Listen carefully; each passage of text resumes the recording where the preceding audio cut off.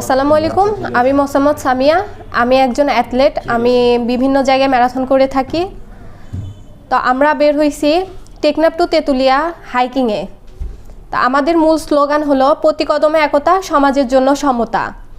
আমাদের এই থিমটা আমরা প্রতিটা মানুষের কাছে পৌঁছায় দিতে চাই, যার কারণে আমরা এই থিমটা নিয়ে বের হয়েছি। আমাদের সমাজে এখন যে রেষারেষি, মেয়েদের প্রতি অত্যাচার, ধর্ষণ, এগুলা ভেবে আমরা এই থিমটা নিয়ে বের হয়েছি, যাতে আমরা সবাই একসঙ্গে একত্রিত হয়ে বাঁচতে পারি। 2022 সালে সাইক্লিং দিয়ে সারা বাংলাদেশ ভ্রমণ করি। গাছ লাগান, পরিবেশ বাঁচান, এই স্লোগানটা নিয়ে বের হই। তো আমাদের যখন পাবনাতে ফিনিশ করি, সেদিন তার সঙ্গে মানে এভাবে ফেসবুকে আর কি আমাকে উইশ করে, তার থেকে পরিচয়। তারপরে আমাদের এখন এই টার্গেটটা নিই। আমরা দুইজনে যেহেতু খেলোয়াড়, আমাদের সামনে বড় একটা ইভেন্ট আছে, সেটা হলো আয়রনম্যান।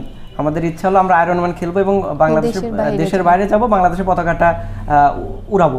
তো এই লক্ষ্যে আমাদের বাংলাদেশের দূরত্ব রাস্তাটা হলো টেকনাফ থেকে তেঁতুলিয়া।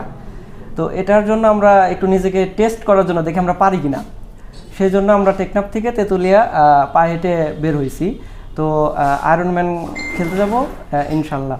আমরা শুরু করছি এপ্রিলের 8 তারিখে টেকনাফ 0 পয়েন্ট থেকে এবং শেষ করব বাংলা বান্ধা 0 পয়েন্ট। আমরা আগামী রবিবারে শেষ করব। তো আমাদের জন্য সবাই দোয়া করবেন যেন আমরা সুস্থভাবে শেষ করতে পারি।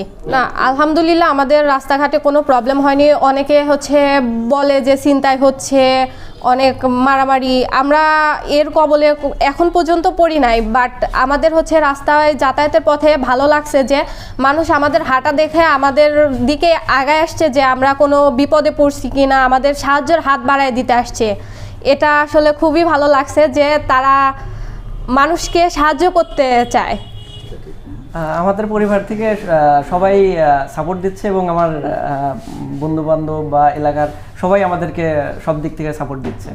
তো যমুনা সেতুতে হেঁটে পার হওয়ার কোনো উপায় নেই, এজন্য আমাদের পূর্বে আমাদের সাঁতারের অভিজ্ঞতা আছে, যেমন মেঘনা সাঁতার দিয়েছি, তিস্তা সাঁতার দিয়েছি। তো সেই অভিজ্ঞতা কাজে লেগে আমরা যমুনাতেও নেমে পড়ি, সাঁতরে পার হয়েছি। হ্যাঁ, আমিও মোটামুটি সাঁতার জানি, তবুও যমুনাতে নামার আগে একটু ভয় ছিল, কিন্তু নামার পরে ভয়টা কেটে গেছে। এখন আমাদের পরিকল্পনা শুধু দেশে না, দেশের বাইরে খেলতে যাব।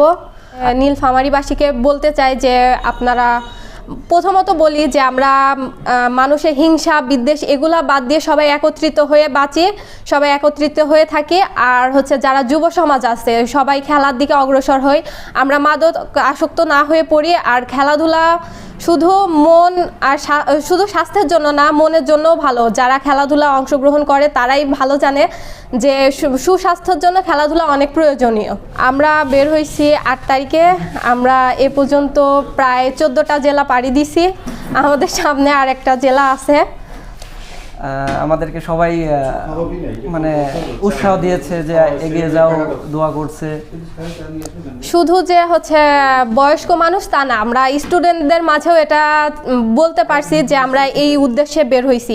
অনেক স্টুডেন্ট আগ্রহ নিয়ে জানতে আসছে কেন আমরা হাঁটতেছি, কোথায় যাব, কোথা থেকে শুরু করছি। তো আমাদের এই আগ্রহ দেখে তারাও ইন্সপায়ার হয়েছে। আশা করি ভবিষ্যতে তারা এটা থেকে কিছু শিক্ষা নিবে। টাঙ্গাইলের কথা সারা জীবনে মনে থাকবে। আসলে আমরা যমুনার আগে তো টাঙ্গাইল পড়ে, তো টাঙ্গাইলের সাইকেলিস্ট, রানার, এমনি সাধারণ মানুষ আমাদের যে সাপোর্ট দিছে এটা ভোলার মতো না।